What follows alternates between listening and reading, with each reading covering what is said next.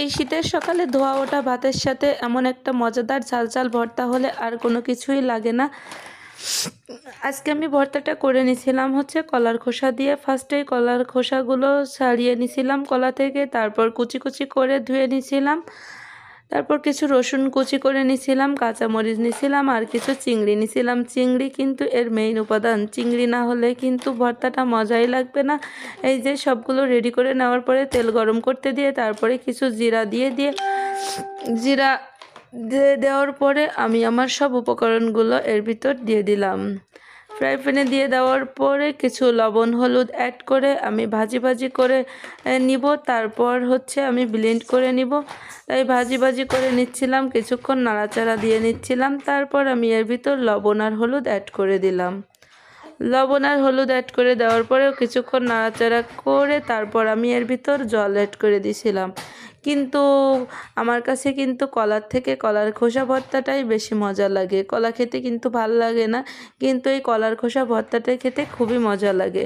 চাইলে আপনারাও করে খেয়ে দেখতে পারেন, খুবই মজাদার একটা ভর্তা। শীতের সকালে এমন একটা ঝাল ঝাল ভর্তা হলে আপনার আর কোনো কিছুই দরকার পড়বে না।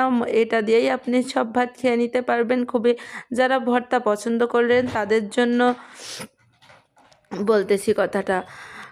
আর আমার কাছে তো ভর্তা খেতে খুবই ভালো লাগে, বিশেষ করে শীতের সকালবেলা গরম ভাতের সাথে ভর্তা খেতে খুবই মজা লাগে। কিন্তু আজকের ভর্তাটা যে এত মজা হবে আমি কল্পনাই করিনি। কিছুক্ষণ নাড়াচাড়ার পরে এই যে আমি জল অ্যাড করে দিলাম যাতে ভালোভাবে সেদ্ধ হয়ে যায়। জল অ্যাড করে দেওয়ার পরে আমি ঢাকনা দিয়ে ঢেকে কিছুক্ষণ জাল করব। তারপর এটা যখন জল শুকিয়ে যাবে আর কিছুক্ষণ ভাজা করে নিব। আমার মতো কে আছেন যে কলার থেকে কলার খোসা খেতে বেশি ভালো লাগে, লাউয়ের থেকে লাউয়ের খোসা খেতে বেশি, খোসা ভাজি খেতে বেশি মজা লাগে। এই যে জল এই যে শুকিয়ে গিয়েছে, তারপর এই যে কিছুক্ষণ নাড়াচাড়া করে নিব আর একটু ভালোভাবে ভাজা করে নিব। ভাজা হয়ে গেলে এবার আমি হচ্ছে চুলাটা অফ করে দিব। চুলা অফ করে দেওয়ার পরে একটু ঠান্ডা হতে দিয়েছিলাম। ঠান্ডা হওয়ার পরে এই যে আমি ব্লেন্ডারে পটে নিয়ে নিলাম। এখন আমার ব্লেন্ড করতে হবে, কিন্তু এটা আপনারা চাইলে পাটায়ও বাটতে পারেন। পাটায় বাটলেও সেটা খুব মজা লাগে। আমি এর ভিতরে একটা শুকনো মরিচ অ্যাড করছিলাম, তারপর আমি এই যে এটা ব্লেন্ড করে নিলাম। তারপর দেখতেছিলাম যে কেমন হয়েছে, তারপর একটা ছোট বাটিতে নামিয়ে নিলাম।